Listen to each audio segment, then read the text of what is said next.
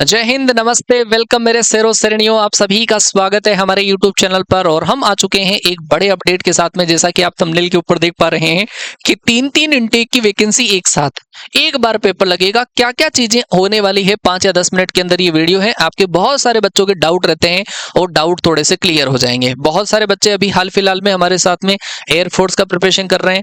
Air force और navy के paper pattern में थोड़ा सा फर्क होता है। एयरफोर्स का जो पेपर पैटर्न होता है, पहले रिटन एग्जामिनेशन होता है, फिर फेज 2 होता है, फिर बच्चे का पीएसएल आता है, फिर एनरोलमेंट आता है। जबकि नेवी के पेपर में थोड़ा सा फर्क ये होता है कि पहले बच्चे का रिटन होगा, फिर फिजिकल मेडिकल, और फिर उस बच्चे का एक बार फिर से रिटन एग्जामिनेशन होता है। तो थोड़ा सा फर्क है इसके अंदर। जीडी जो है वो जीडी नेवी के अंदर नहीं हुआ करता है।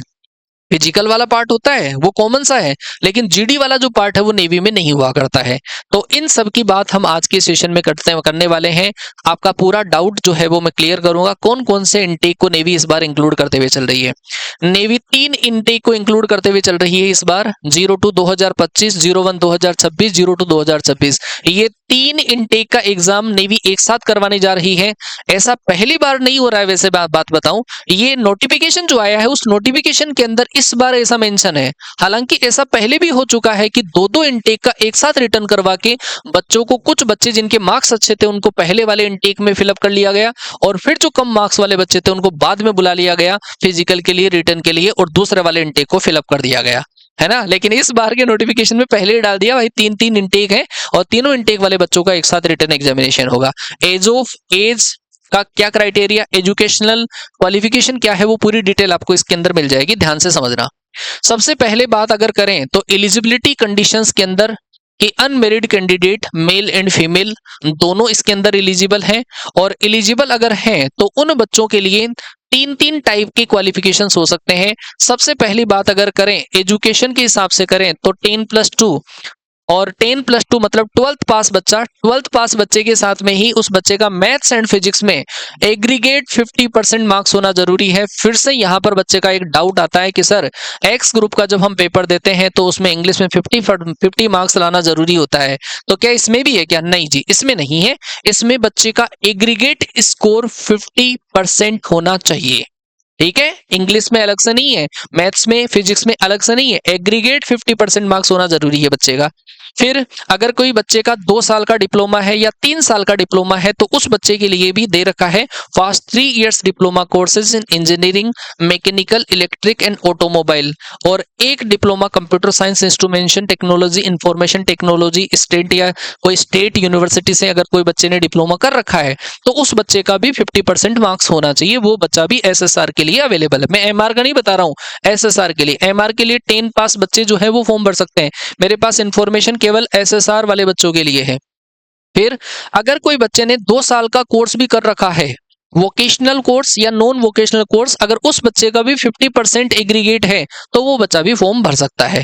और इस बार का सबसे बड़ा अपडेट ये है कि अगर कोई बच्चे ने अभी इस बार 12th का एग्जाम दिया है, 2024-25 जो सेशन अभी चल ही रहा है, वो बच्चा भी फॉर्म भर सकता है। जैसे बहुत सारे बच्चों के बोर्ड के एग्जाम चल रहे हैं, अभी भी चल रहे हैं या फिर हो भी गए होंगे, वो बच्चा भी इस बार फॉर्म भर सकता है। और उस बच्चे के लिए सुविधाएं क्या है कि वो बच्चा अगर फॉर्म भरते टाइम पर, या फॉर्म भरते टाइम पर तो उस बच्चे की खैर मार्कशीट वगैरह अवेलेबल नहीं हो पाएगी, लेकिन जैसे ही आपको पीएफटी के लिए बुलाया जाएगा, फेज सेकंड के लिए बुलाया जाएगा, तो सेकंड फेज के लिए आपको मार्कशीट की जरूरत होगी। यहाँ पे पूरी डिटेल लिख रखी है।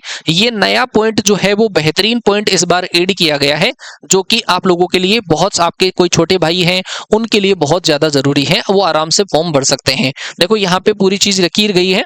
Eligibility criteria, such candidate however shall only be selected when they produce the original marksheet during the subsequent stages। मतलब दूसरी स्टेज जब आएगी उस टाइम पर उनको ओरिजिनल चाहिए होगी। और अभी देखना दूसरी स्टेज का एग्जाम कब होगा उसकी डेट बताऊंगा तो आपका डाउट वैसे भी क्लियर हो जाएगा। तो ये डाउट आपका क्लियर हो गया है। एग्रीगेट परसेंटेज जरूरी होते हैं और पर्टिकुलर परसेंटेज है वो जरूरी नहीं होते हैं, एग्रीगेट परसेंटेज इसमें चाहिए। दूसरी बात है एज क्राइटेरिया, जो और भी बड़ा डाउट होता है बच्चे के दिमाग में। तो इसमें एक एग्जाम लेकिन अलग अलग एज क्राइटेरिया। पहला, अगर 0 to 2025 के बीच में अग्निवीर नेवी के एग्जाम अगर कोई बच्चा अपीयर होने जा रहा है तो उस बच्चे की डेट ऑफ बर्थ का क्राइटेरिया 1 सितंबर 2004 से 29 फरवरी 2008 के बीच में होना चाहिए, और ये जो डेट है वो भी इंक्लूडेड है। 1 फरवरी, अगर 0 to 01 2026 के बीच के लिए अगर कोई बच्चा एग्जाम देना जा रहा है तो 1 फरवरी 2005 से 31 जुलाई 2008 के बीच में होना चाहिए।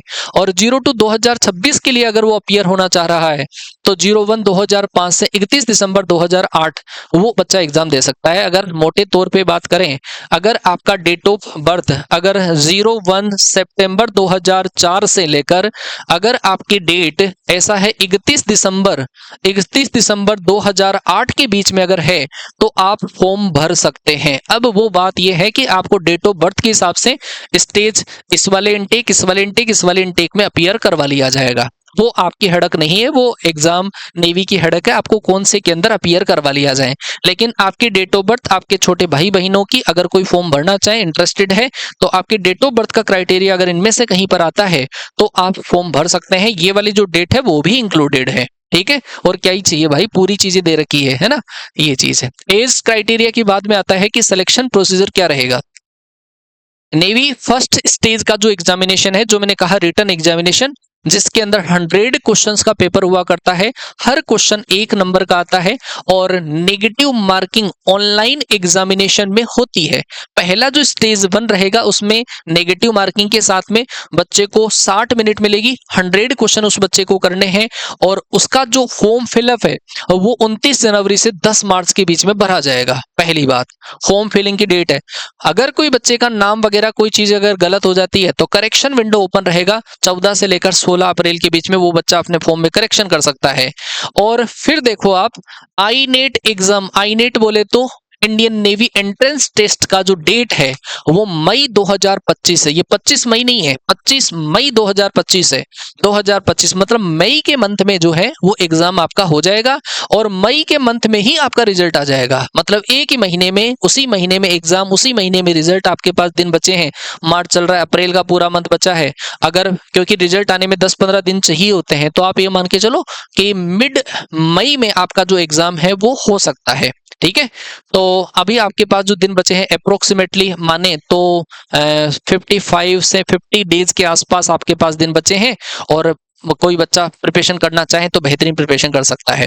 ये हो गया स्टेज 1 जो आपका कंप्यूटर बेस्ड पेपर लगेगा उसका। स्टेज 2 की अगर बात करें तो स्टेज 2 जो बच्चा इसके अंदर शॉर्टलिस्ट किया जाएगा, रिजल्ट आ जाएगा उस बच्चे का 25 मई का, उस बच्चे को स्टेज 2 के लिए बुलाया जाएगा। और स्टेज 2 के लिए भी उनके कॉल अप लेटर जो है वो जून 2025 से आना स्टार्ट हो जाएंगे। स्टेज 2 का जो एग्जाम है वो जुलाई के अंदर कंडक्ट करवा लिया जाएगा, और उन बच्चों को सितंबर के अंदर ज्वाइनिंग मिल जाएगी। सोच रहे हो आप, देखो किस लेवल का है ये। किसके लिए है? जिनका डेट ऑफ बर्थ क्राइटेरिया अगर इस वाले इनटेक को अगर फिलअप कर रहा है, उन बच्चों की बात है। जिनका डेट ऑफ बर्थ का क्राइटेरिया, एग्जाम एक ही है, ये वाला एग्जाम एक ही है, कोई बच्चा इसमें भी आ सकता है, इसी से इसके अंदर भी आ जाएगा। अगर डेट ऑफ बर्थ का क्राइटेरिया इस वाले इनटेक को फिलअप कर रहा है, उन बच्चे के लिए कॉल अप लेटर अक्टूबर में आएंगे। उन बच्चों का जो स्टेज 2 है वो नवंबर दिसंबर में होगा, और उन बच्चों को 2026 के अंदर ज्वाइनिंग मिल जाएगी। सेम इसी तरीके से अगर जो बच्चा इन दोनों के अंदर नहीं आ रहा, इसमें आ रहा है, उन बच्चे के लिए मार्च 2026 में उन बच्चों के लिए क्या आएगा? Short listing call up later आएगा।